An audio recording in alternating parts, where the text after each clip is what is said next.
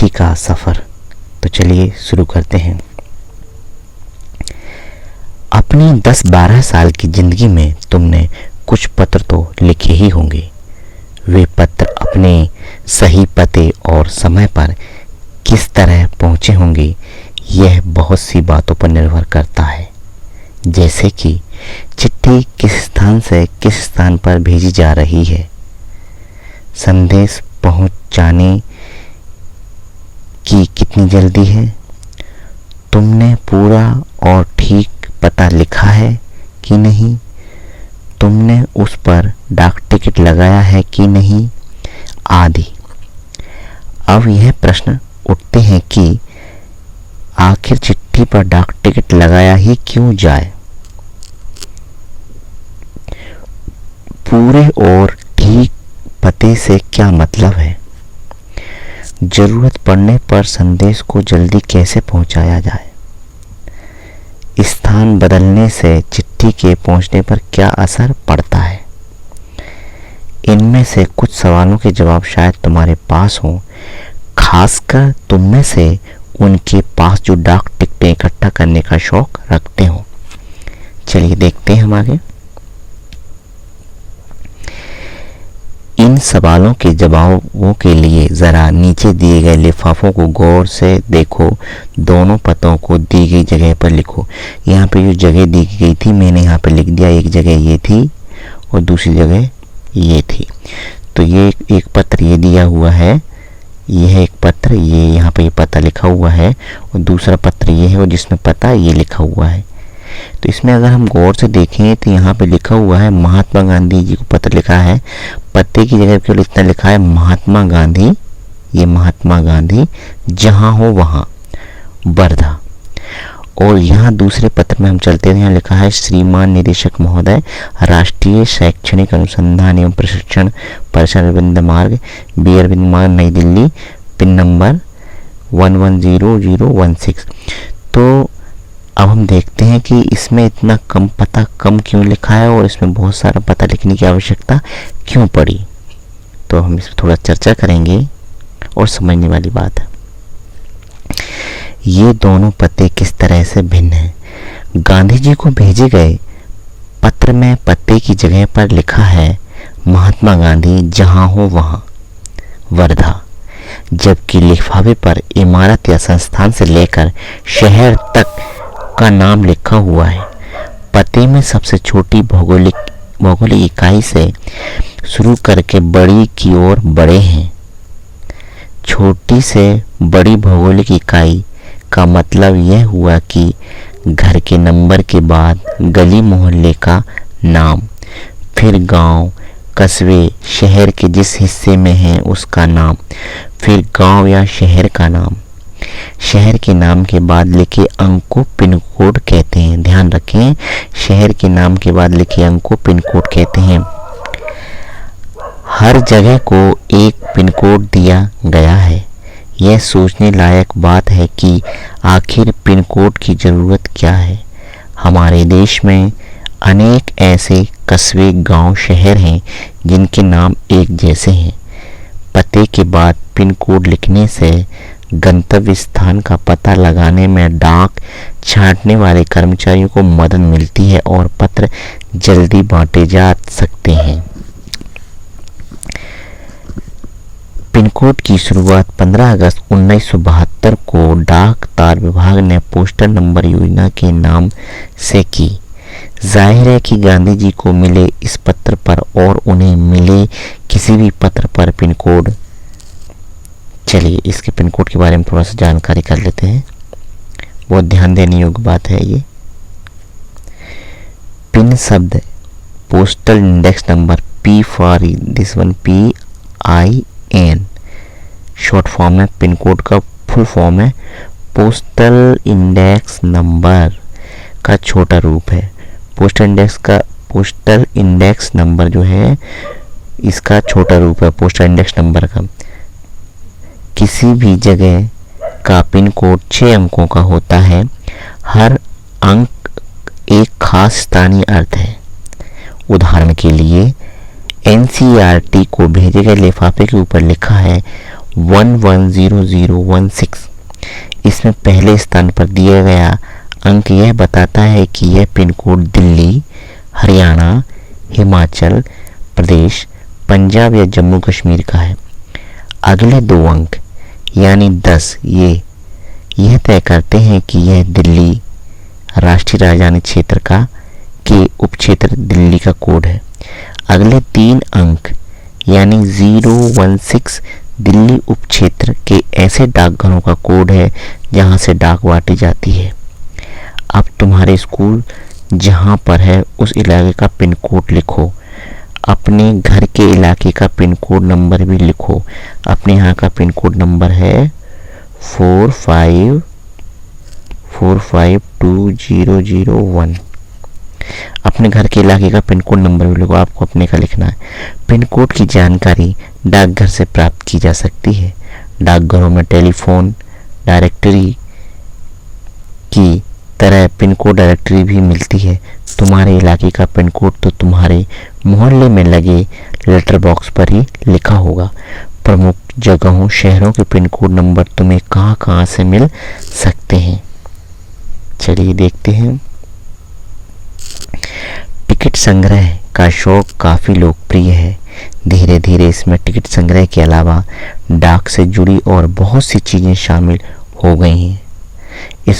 इसको डाक का विज्ञान कहना गलत नहीं होगा। क्या तुम जानते हो इस विज्ञान को क्या नाम दिया गया है? पता करो और यहाँ लिखो, ठीक है ना। इसको क्या कहा गया है आपको पता करना और लिखना है, टिकट संग्रह को, ठीक है। अब जो बात चल रही थी उसका कंटिन्यू हो रही वो बात यहाँ से का इस्तेमाल नहीं किया गया था, यानी कि बात यहाँ से चल रही थी, जो बात हमारे यहाँ से ख़त्म हुई थी कि पिन कोड की शुरुआत 15 अगस्त 1972 को डाक तार विभाग ने पोस्टल नंबर योजना के नाम से की। जाहिर है कि गांधी जी को मिले इस पत्र और उन्हें मिले किसी भी पत्र पर पिन कोड का इस्तेमाल नहीं किया गया था। पिन कोड का इस्तेमाल नहीं किया गया था। फ़र्क सिर्फ पिन कोड का ही नहीं है, समय के साथ डाक सेवाओं में निरंतर बदलाव और विकास होता रहा है। बहुत पुराने समय में कबूतरों के द्वारा संदेश भेजे जाते थे। जब संदेश वाहक कबूतरों की बात हो रही हो तो उन इंसानों की बात कैसे न हो जो ऐसे समय से डाक पहुंचाने का काम करते रहे। जब संचार और परिवहन के साधन बेहद सीमित थे, बात हो रही है उन हरकारों की जो पैदल ही आम आदमी तक चिट्ठी पत्री पहुंचाने का काम करते रहे। राजा महाराजाओं के पास घुड़सवार हरकारे हुआ करते थे। हरकारों को न सिर्फ हर तरह की जगहों पर पहुंचना होता था बल्कि डाक की रक्षा भी करनी होती थी। डाकू लुटेरों या जंगली जानवरों की चपेट में आने का डर हमेशा बना रहता था। आज भी भारतीय डाक सेवा दुर्गम व पहाड़ी इलाकों तक डाक पहुंचाने के लिए हरकारों पर निर्भर करती है।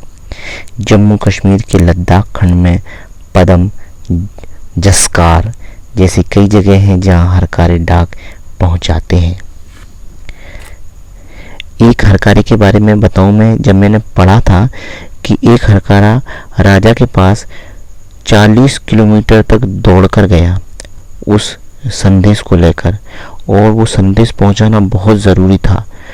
और वो इतना दौड़ा और उस हरकारे ने राजा को संदेश दिया। और संदेश देकर वहीं राजा के सामने वो गिरकर मर गया। तो ये मैंने पढ़ा था, इसलिए मैंने आपके साथ शेयर की ये वाली बात। आजकल तो संदेश भेजने के नए और तेज साधन आसानी से उपलब्ध हो गए हैं। डाक बांटने में हवाई जहाज, पानी के जहाज और जाने कौन से साधन इस्तेमाल किए जा रहे हैं। डाक विभाग भी पत्र, मनी ऑर्डर के साथ साथ ईमेल, बधाई कार्ड आदि लोगों तक पहुंचा रहा है। कबूतरों की उड़ान से लेकर हवाई डाक सेवाओं तक का सफ़र दिलचस्प करने वाला है। यह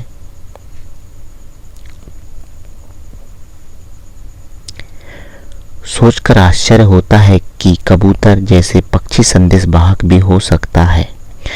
कबूतर की कई प्रजातियां होती हैं और ये सभी संदेश लाने ले जाने का काम नहीं कर सकते।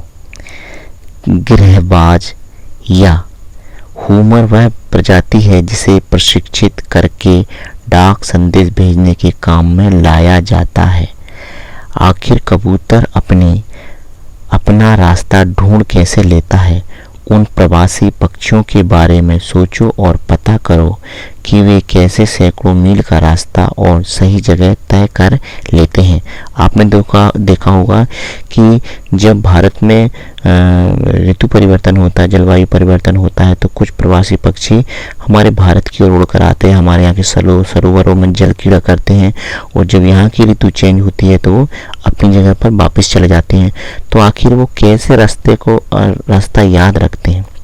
तो चलिए हम इस कबूतर के बारे में पढ़ते हैं। उड़ीसा पुलिस खास तौर पर हुमर कबूतरों का इस्तेमाल राज्य के कई दुर्गम इलाकों में संदेश पहुंचाने के लिए कर रही है। कानून व्यवस्था, संकट और अन्य मौकों पर संदेश के लिए ये कबूतर बहुत ही उपयोगी साबित हुए। कबूतरों की संदेश सेवा बहुत सस्ती है और उन पर खास खर्चा नहीं आता है। इन कबूतरों का जीवन 15 से 20 साल होता है और 8-10 साल तक वे बहुत अच्छा काम करते हैं। स्वस्थ कबूतर एक दिन में 1000 किलोमीटर तक का सफ़र कर सकता है। यदि कोई महत्वपूर्ण संदेश पहुंचाना हो तो 2 कबूतरों को भेजा जाता है ताकि बाज के हमले जैसी अनहोनी स्थिति में भी दूसरा कबूतर संदेश पहुंचा दे। शायद यह पढ़कर तुम एक ऐसे कबूतर की कहानी पढ़ना चाहो जो दूसरे विश्व युद्ध में संदेश पहुंचाता था। इस कबूतर की कहानी नेशनल बुक ट्रस्ट से अंग्रेजी में छपी एक किताब में दी गई है। किताब का नाम है ग्रे नेक। इसको हम पढ़ेंगे, जो कि इस किताब के हीरो का नाम है। अगर तुम हिंदी में पढ़ना चाहते हो तो क्यों ना नेशनल बुक ट्रस्ट को पत्र लिखो कि वे इस किताब को हिंदी में भी छापें। यह रहा उनका पता, national book trust India, A5 green park, नई दिल्ली 110016।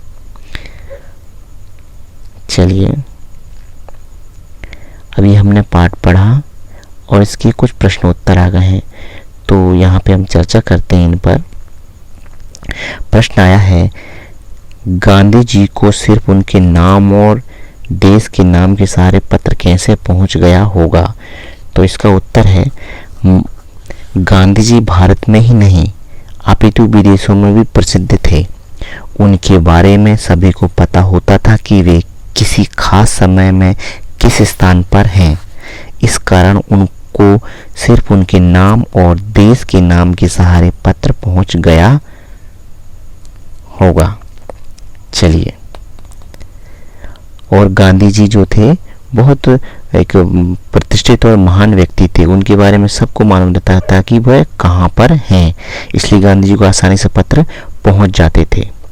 नंबर 2, अगर एक पत्र में पते के साथ किसी का नाम हो तो क्या पत्र ठीक जगह पर पहुंच जाएगा? निसंदेह ना। उत्तर है इसका, निसंदेह नाम और पता से लैस पत्र ठीक जगह पर पहुंच जाएगा। नंबर 3, नाम ना होने से क्या क्या समस्याएं आ सकती हैं? उत्तर, नाम ना होने से डाकियों को यह पता करने में मुश्किल हो जाता है कि पत्र किसका है और किसका हो सकता है ना, और हो सकता है उस आदमी की जगह किसी और के हाथ में पत्र पहुंच जाए। जिसका पता ही नहीं होगा तो वो पत्र किसी और के हाथ में पहुंच सकता है, इसलिए डाकियों को ये सारी समस्याएं आ सकती हैं। नंबर 4, पैदल हरकारों को किस किस तरह की दिक्कतों का सामना करना पड़ता होगा? उत्तर, पैदल हरकारों को हर तरह की समस्याओं का सामना करना पड़ता है। उन्हें हर तरह की जगहों पर पहुंचना होता था। उन्हें डाक की रक्षा भी करनी पड़ती थी। डाकू, लुटेरों या जंगली जानवरों की चपेट में आने का डर हमेशा बना रहता था। 5, अगर तुम किसी को चिट्ठी चिट्ठी लिख रहे हो तो पते में यह जानकारी किस क्रम में लिखोगे? गली, मोहल्ले का नाम, घर का नंबर, राज्य का नाम, खंड का नाम, कस्बे, शहर गांव का नाम, जनपद का नाम नीचे दी गई जानकारी में लिखो। तो सबसे पहले हमें जो आएगा मैं लिख देता हूँ इसमें। सबसे पहले जो आएगा आपका एक पहले नंबर पे आएगा आपका, पहले क्या लिखना पड़ेगा हमारे लिए? पहले लिखना पड़ेगा घर का नंबर। तो घर का नंबर कहाँ है? घर का नंबर इसमें दिया हुआ है। गांव का नाम, शहर गांव, ये लिखा हुआ है घर का नंबर। तो घर का नंबर एक नंबर पे आएगा। घर का नंबर लिखेंगे पहले हम, घर का नंबर, घर का नंबर। गली मोहल्ले का नाम दूसरे नंबर पे आएगा। गली मोहल्ले का नाम, ये दूसरे नंबर पे। तीसरे नंबर पे आपका आएगा, तीसरे नंबर पे आएगा खंड का नाम, खंड का नाम। चौथे नंबर पे आपका आएगा कस्बे शहर गांव का नाम, कस्बे शहर ऑब्लिक गांव का नाम। पांचवें नंबर पे आपका आएगा जनपद का नाम, जनपद का नाम। और छठे नंबर पे जो आप आएगा आपका, वो आएगा राज्य का नाम, राज्य का नाम। ठीक है ना? और ये सारी चीज़ें जो है ना इस क्रम में रखना होता है, जिससे कि लिखते समय छोटी भौगोलिक इकाई से शुरू करके बड़ी की ओर हम बढ़ा जाता है। मतलब छोटी चीज़ से, जैसे हमारे घर का नंबर हो गया, फिर गली मोहल्ले का नाम, फिर खंड का नाम, कस्बे का नाम, शहर का गांव का नाम, फिर जनपद का नाम और फिर राज्य का नाम। और अंत में हम इसमें पिन कोड भी हम लिख सकते हैं। ठीक है ना? इसमें दिया नहीं है तो हमने लिख दिया है। चलिए, तुमने इसी क्रम में ही क्यों लिखा? अब इसी क्रम में इसलिए लिखा, हमने इस पते को इस क्रम में इसलिए लिखा क्योंकि पता लिखते समय छोटी भौगोलिक इकाई से शुरू करके बड़ी की ओर बढ़ा जाता है, इसलिए हमने लिखा। ये बात पूरी हो गई। अगला है छठे नंबर का।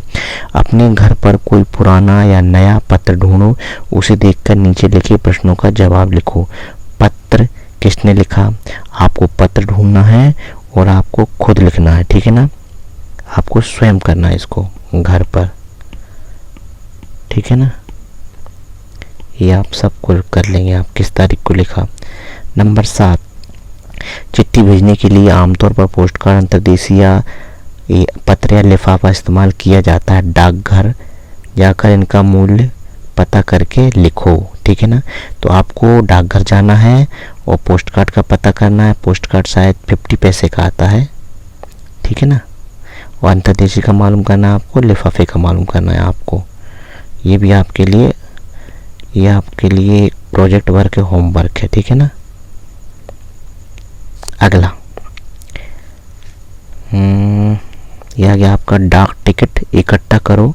1 रुपये से लेकर 10 रुपये तक के डाक टिकटों को क्रम में लगाकर कॉपी पर चिपकाओ।